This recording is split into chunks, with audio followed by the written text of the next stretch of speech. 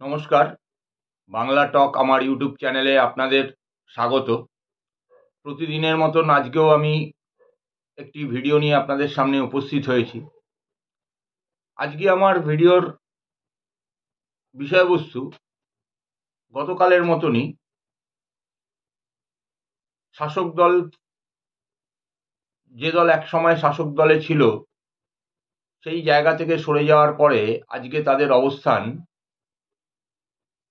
কোথায়, কেন এবং এর পেছনের কারণগুলো কি কি, এই বিষয়ে। অর্থাৎ আপনারা ঠিকই ধরেছেন, আমি বাম, বিশেষ করে সিপিআইএম এর যে সাংগঠনিক অবস্থা, রাজনৈতিক অবস্থান, সেটা নিয়েই আজকে আমার এই ভিডিও আপনাদের সামনে উপস্থিত করছি। দেখুন, 2011 সালে আমাদের রাজ্যে পরিবর্তন হওয়ার পরে আজ অবধি ধীরে ধীরে বামপন্থীদের, বিশেষ করে সিপিএম এর শক্তি ক্ষয় হয়েছে, এটা বাস্তব, আমরা দেখতে পাই। এটা নিয়ে বিশেষ তর্ক বিতর্কের জায়গা নেই। যে দলটা বা যে গোষ্ঠীগুলো একত্রিত হয়ে 2006 সালের বিধানসভা নির্বাচনে প্রায় 51%, 50.94% ভোট পেয়ে রাজ্যে ক্ষমতায় আসলো, পরবর্তী নির্বাচনে তাদের ভোট সংখ্যা কমে গেল, সেটা গিয়ে দাঁড়ালো প্রায় 35-36%-এর কাছাকাছি, ক্ষমতা গেল।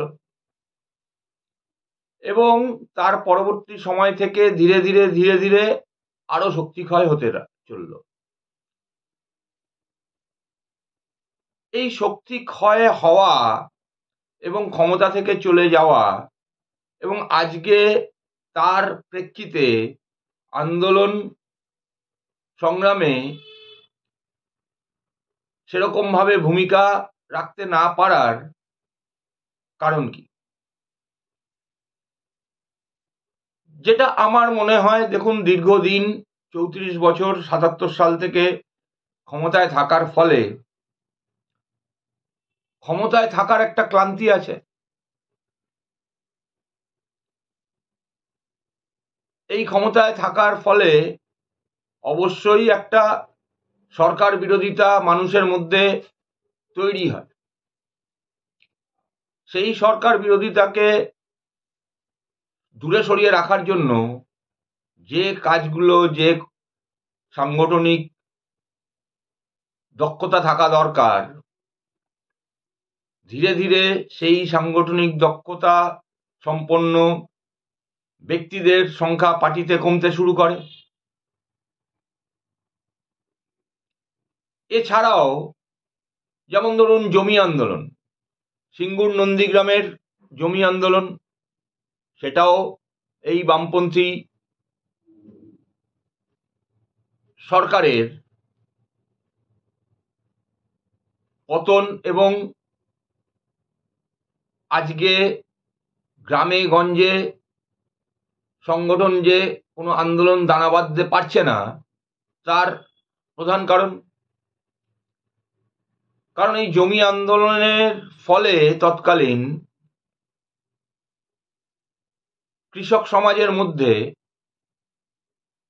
বামেদের সম্পর্কে, বিশেষত সিপিএম এর সম্পর্কে একটা বিরূপ ধারণা তৈরি হয়। সেই ধারণাকে পাল্টানোর জন্য যে কর্মসূচি, যে উদ্যোগ নেওয়া উচিত ছিল, সেই উদ্যোগ তারা নিতে পারেননি। সেই সাংগঠনিক দুর্বলতা। আবার ওই জমি আন্দোলন এবং তৎসহ বেশ কিছু প্রশাসনিক ব্যর্থতার কারণকে নিয়ে সেই সময় তৃণমূলের নেতৃত্বে সমস্ত বিরোধীরা একজোট হয়েছিল। শুধুমাত্র দক্ষিণপন্থী প্রতিক্রিয়াশীল শক্তি যে এক হয়েছিল তা না, অনেক অতিবাম, বাম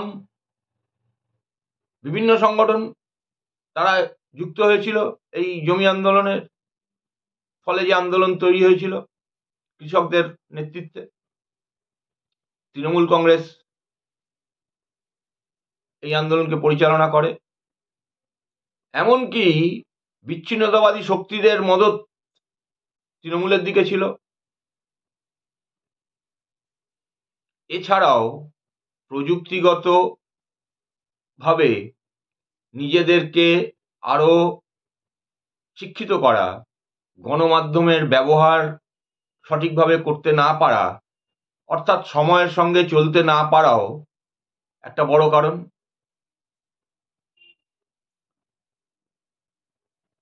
দেখুন, এটা তো আজকে আমরা দেখতেই পাই।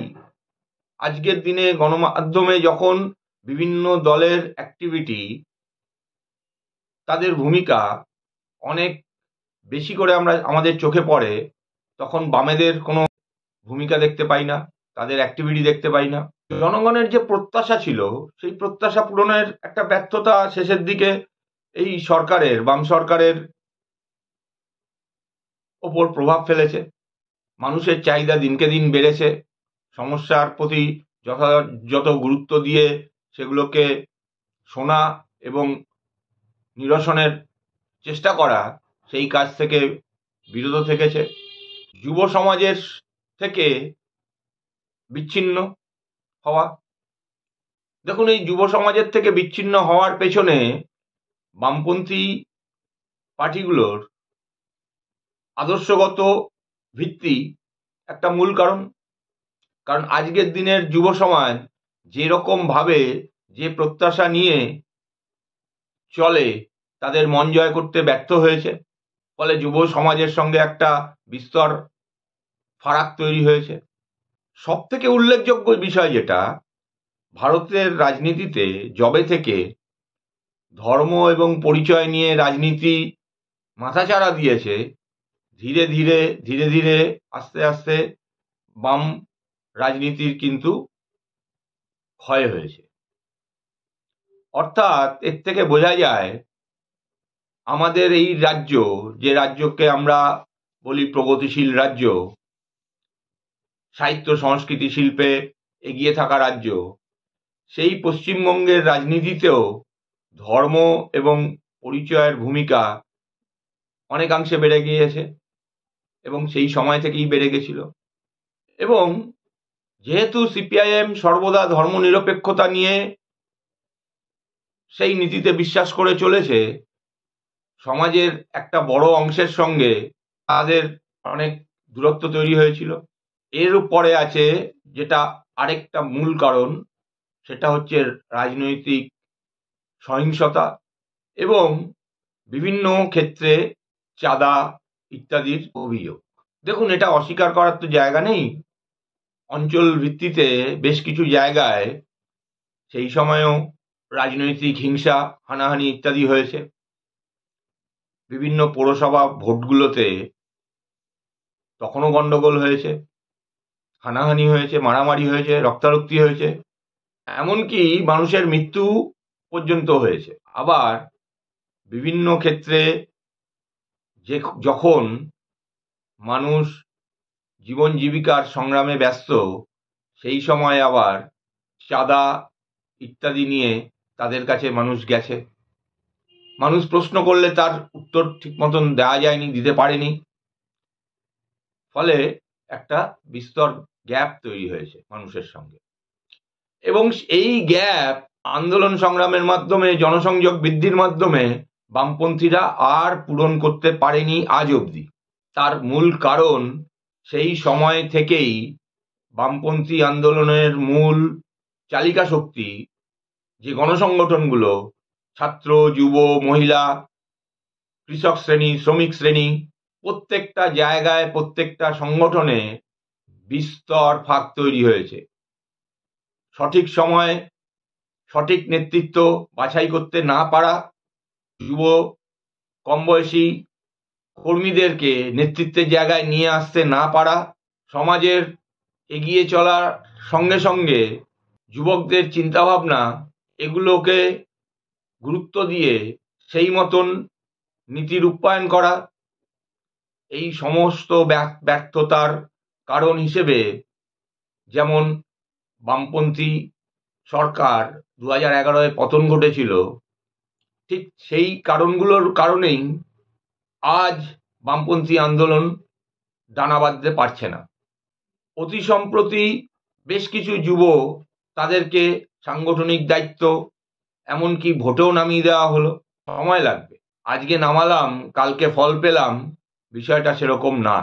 দলের হ্রাস, সংগঠনের হ্রাস, নীতি নির্ধারণের ক্ষমতা এই যুব নেতৃত্বের হাতে ছাড়তে হবে, যারা রাস্তায় নেমে সর্বদা আন্দোলন সংগ্রামকে পরিচালনা করতে পারে। মুখ হিসেবে মানুষের কাছে এদেরকে তুলে ধরতে হবে। সর্বোপরি জনগণের সঙ্গে দৈনন্দিন যোগাযোগ তৈরি করে তাদের প্রতিদিনকার যে সমস্যাগুলো রয়েছে সেই সমস্যাগুলোকে নিয়ে আন্দোলন সংগ্রাম সংগঠিত করা, ধারাবাহিকভাবে রাস্তায় থাকতে হবে। এর কোনো বিকল্প পথ নেই। দেখুন, আজকের দিনে জনসাধারণের সমস্যা নিয়ে প্রচুর সমস্যা রয়েছে এবং সেগুলোকে নিয়ে রাস্তায় অ্যাড্রেস করে নামাই যায়। কোথাও যেন একটা মনে হয় বাম নেতৃত্ব খেই হারিয়ে ফেলছে, জনগণের সমস্যাগুলোকে তারা অ্যাড্রেসই করতে পারছে না। হয় তারা ইচ্ছাকৃতভাবে করছে না কোনো কারণবশত, নয়তো তারা জনগণের সমস্যাগুলো সম্পর্কে অভিহতই নয়। সর্বোপরি জনগণের সঙ্গে দৈনন্দিন যোগাযোগ তৈরি করে তাদের প্রতিদিনকার যে সমস্যাগুলো রয়েছে সেই সমস্যাগুলোকে নিয়ে আন্দোলন সংগ্রাম সংগঠিত করা, ধারাবাহিকভাবে রাস্তায় থাকতে হবে। এর কোনো বিকল্প পথ নেই। দেখুন, আজকের দিনে জনসাধারণের সমস্যা নিয়ে প্রচুর সমস্যা রয়েছে এবং সেগুলোকে নিয়ে রাস্তায় অ্যাড্রেস করে নামাই যায়। কোথাও যেন একটা মনে হয় বাম নেতৃত্ব খেই হারিয়ে ফেলছে, জনগণের সমস্যাগুলোকে তারা অ্যাড্রেসই করতে পারছে না। হয় তারা ইচ্ছাকৃতভাবে করছে না কোনো কারণবশত, নয়তো তারা জনগণের সমস্যাগুলো সম্পর্কে অভিহতই নয়, অথবা তারা এগুলোকে জনগণের সমস্যা বলে মনেই করে না। যতদিন এই ধরনের মানসিকতা, যতদিন এই ধরনের আন্দোলন বিমুখতা থাকবে, পশ্চিমবঙ্গের রাজনীতিতে তথা দেশের রাজনীতিতে বামপন্থীরা কিন্তু জায়গা পাবে না। আস্তে আস্তে তারা লোকের মন থেকে সরে যাচ্ছে, জনগণের মন থেকে সরে যাচ্ছে। আগামী দিনে এমনও হতে পারে যখন বামপন্থীরা ভোটে দাঁড়ানোর মতন নেতৃত্বই খুঁজে পাবে না, অঞ্চলে কাজের জন্য, অঞ্চলে জনসংযোগ রক্ষার জন্য এখনই লোককে পাওয়া যায় না। আগামী দিন কিন্তু এই অবস্থা চলতে থাকলে আরো ভয়ঙ্কর পরিস্থিতির সৃষ্টি হবে। তাই বাম নেতৃত্বের কাছে আমাদের প্রত্যাশা থাকবে এই অবস্থার অনুধাবন করে তারা নিশ্চিতভাবেই বাম সংগঠনকে সংগঠিত করে পুনরুজ্জীবিত করে জনগণের স্বার্থে, জনগণের সমস্যাগুলোকে নিয়ে প্রতিনিয়ত আন্দোলন সংগ্রামের মাধ্যমে আবার নিজেদের প্রতিষ্ঠিত করবে। আজ এখানেই শেষ করছি। আপনাদের ভিডিওটি ভালো লাগলে অবশ্যই আমার কমেন্ট বক্সে কমেন্ট করে জানাবেন আপনাদের মতামত। ভিডিওটি শেয়ার করুন এবং লাইক করুন। ধন্যবাদ, নমস্কার।